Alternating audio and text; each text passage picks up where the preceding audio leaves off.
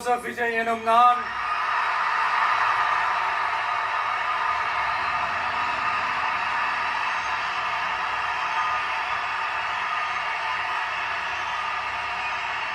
சட்டப்படி அமைக்கப்பெற்ற இந்திய அரசியல் அமைப்பின்பால் உண்மையான நம்பிக்கையும் மாறா பற்றும் கொண்டிருப்பேன் என்றும் இந்திய நாட்டின்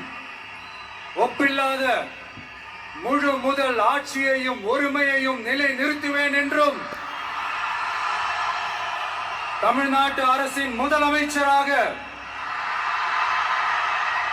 உண்மையாகவும் உளச்சான்றின்படியும்